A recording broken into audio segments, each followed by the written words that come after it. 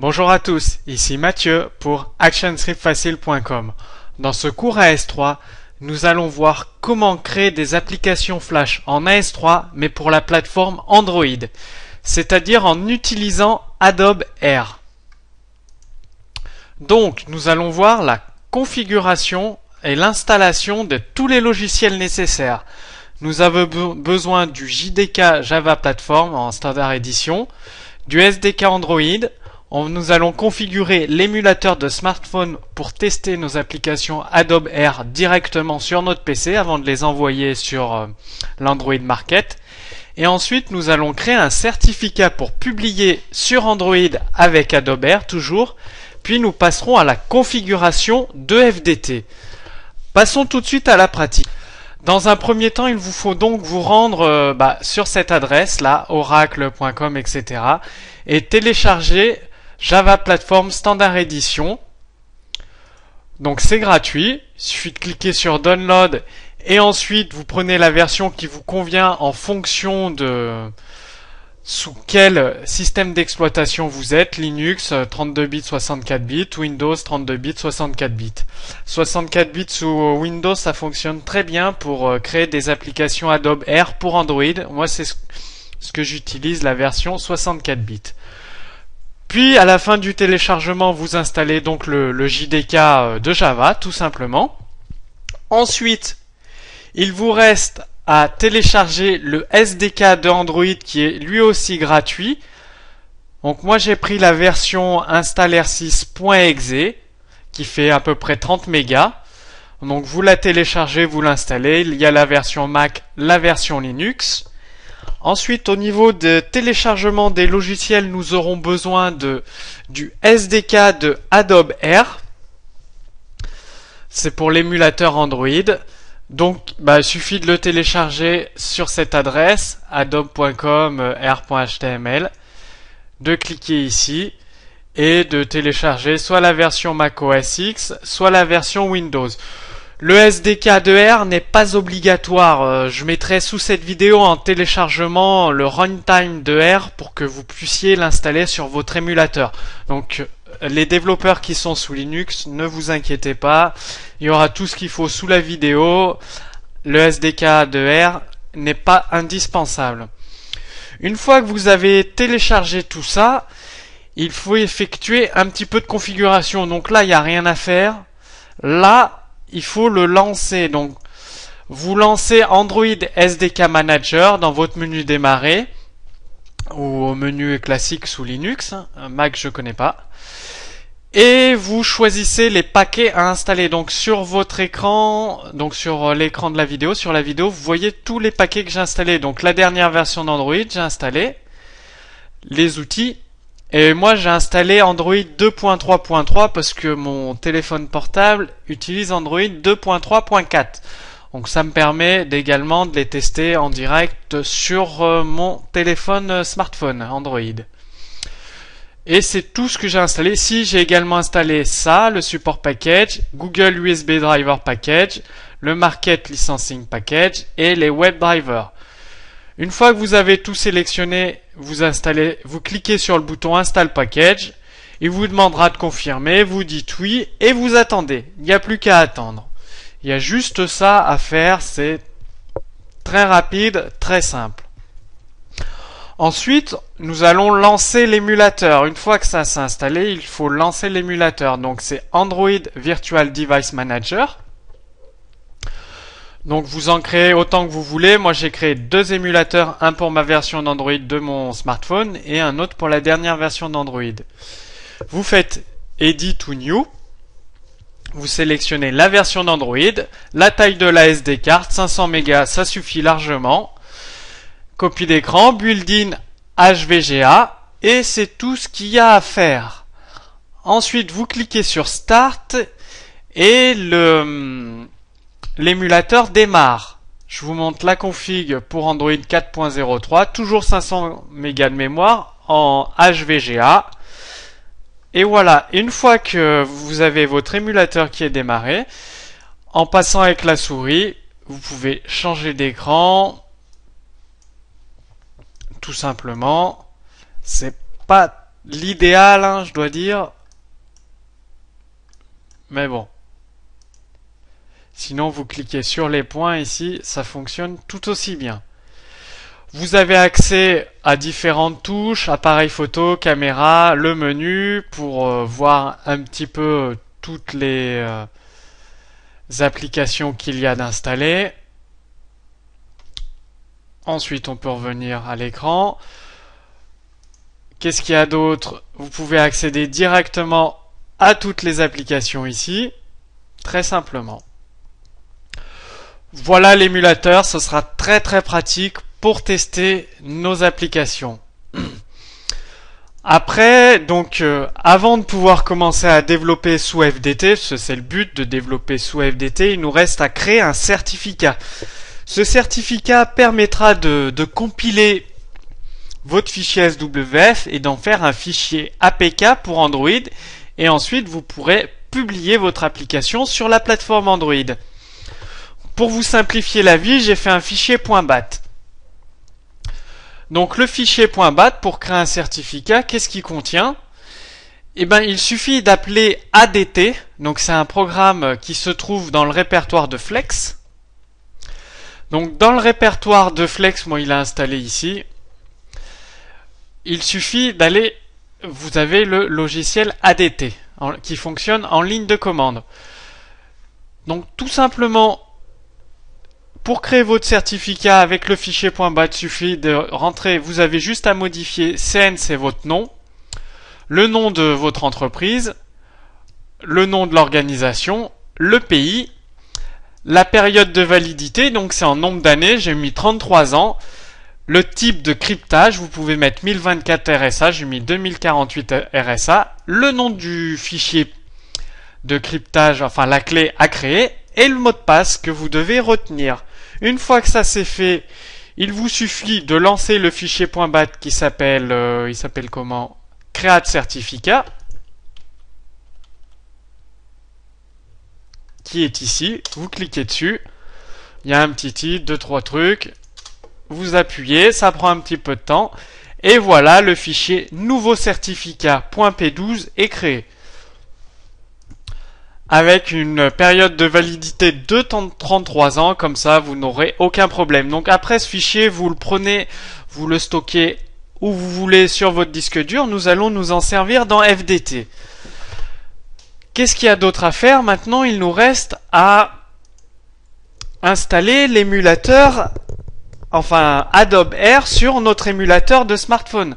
Parce que ici, quand vous le démarrez à la base, il n'y a pas S3 Facile, enfin ça c'est l'application que j'ai faite. Si on regarde les applications, Adobe Air n'est pas installé et on n'a pas de lien pour accéder directement à l'Android Market. Donc pour ce faire, j'ai créé également un petit fichier .bat tout simple. Il suffit d'appeler adb.device, ça nous permet de savoir si notre émulateur est bien connecté en USB finalement sur notre système. Et d'installer adb install runtime.apk.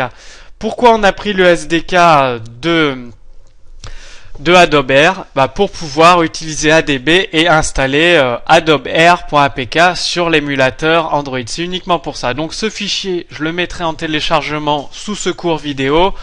Comme ça, vous n'aurez pas forcément besoin de télécharger Adobe Air. Ce sera beaucoup plus simple parce que ADB existe également, non, il n'existe pas ADB. Donc voilà. Alors, il suffit d'aller dans ce répertoire. Moi, je l'ai installé ici, le SDK de R, puis lib, puis android.bin. Vous trouverez donc l'exécutable adb.exe que vous appelez soit avec le fichier .bat, soit en ligne de commande. Ça, c'est vous qui choisissez. Il fait 7 mégas à peu près le runtime de Adobe Air pour Android. Donc voici les lignes de commande que j'ai tapées. Donc adb.device comme je vous ai montré. Ça met émulateur 554, il est connecté, hein, et on le voit, il s'appelle bien comme ça. Ensuite, on lance adb install runtime.apk. Et là, faut attendre un petit moment. C'est un petit peu long. On croit que ça fonctionne pas, donc c'est un petit peu long. Faut patienter 1 ou 2 minutes. Le fichier APK est transféré sur l'émulateur smartphone et il est installé. Vous avez après success, comme quoi ça a réussi, l'installation s'est bien passée. Et de ce fait, vous le voyez tout de suite. Ensuite, vous aurez Adobe Air qui apparaît ici. Après, maintenant, là, à peu près tout ce qui est à configurer est terminé. Maintenant, nous allons passer à FDT. Donc là, je vous montre très rapidement, l'installation, la préparation de votre environnement de travail pour créer des jeux Flash sous Android. Il y aura un deuxième cours S3 qui sera totalement dédié à la programmation, à la publication sur l'Android Market, etc. Donc là, je vais aller un peu plus vite.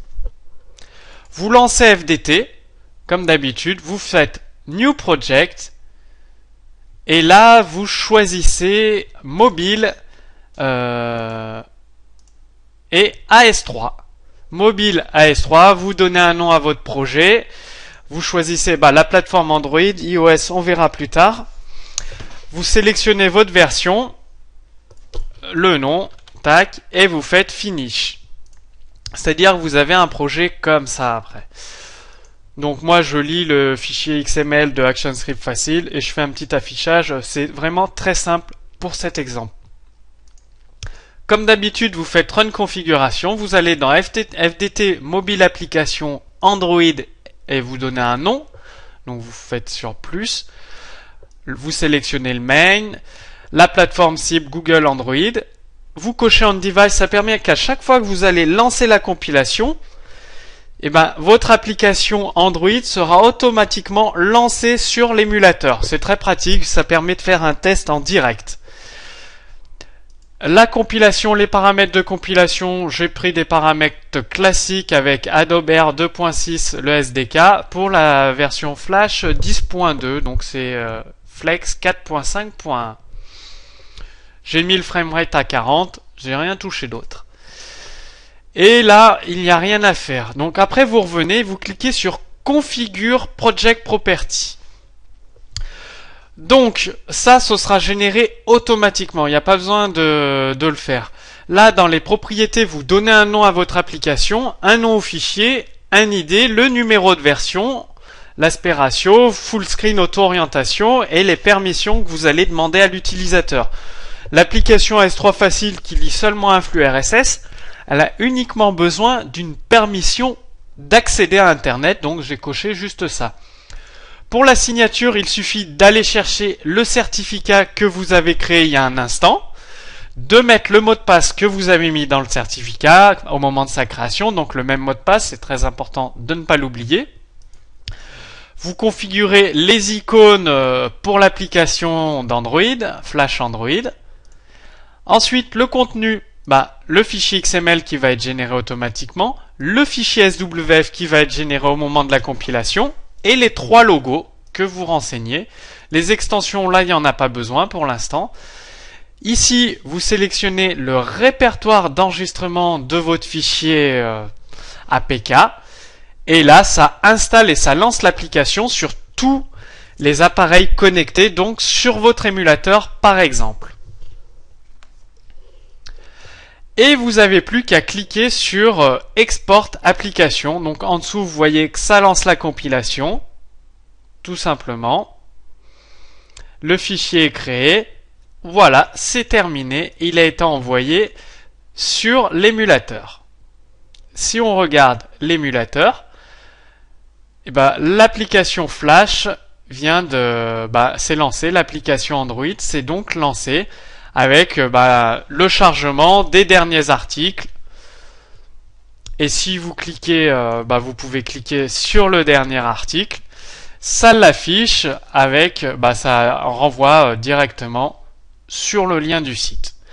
Donc c'est vraiment très pratique, très rapide pour tester avec l'émulateur votre application Android. Si vous voulez pas vous embêter, il y a une autre solution. Il suffit de créer un SWF, parce qu'en fait une application Android avec Adobe Air, c'est juste un SWF qui est compilé avec des paramètres du fichier XML dans un fichier APK. Donc vous créez votre SWF, vous mettez une taille un petit peu pour mobile, et vous faites un petit run, c'est-à-dire que ça vous lance l'application et c'est exactement ce qui apparaîtra dans votre smartphone. Donc voilà un petit peu, dans le prochain cours AS3, nous verrons comment programmer le multitouche, etc. Notre application Android et la publier sur l'Android Market. Après, si on regarde sur l'Android Market, ça se passe comme ça. Vous avez donc, vous configurez votre application avec les copies d'écran, les logos, le langage, les fichiers APK que vous envoyez, et après vous cliquez sur enregistrer, publier, et ensuite votre application apparaît sur l'Android Market. Donc on la voit ici. Par exemple, si on revient sur toutes les applications et qu'on fait une recherche AS3, nous allons tomber dessus. Voilà, vous pouvez cliquer sur installer ou ici pour avoir plus de détails. Vous pouvez même rajouter une vidéo. Et donc votre application Android faite avec Flash en ActionScript 3 est disponible pour tout le monde. Donc sous cette vidéo, je vous ai mis le fichier zip qui contient les deux fichiers .bat pour à la fois créer le certificat et envoyer, installer Adobe Air sous votre émulateur Android. Est-ce que de votre côté, est-ce que vous avez commencé à déjà développer des applications Air pour la plateforme Android? De toute façon, j'attends vos réponses, et de toute façon, comme je vous le disais, dans le prochain cours, nous verrons pour créer notre première application, donc en programmant en ActionScript, la publier sur l'Android Market, et ensuite nous verrons comment, par exemple, un jeu Flash qui tourne sur le web, classique, sur votre site web, vous pouvez assez rapidement le convertir en fichier APK pour le publier sur la plateforme Android. En attendant, je vous dis à très bientôt pour le prochain cours sur actionscriptfacile.com.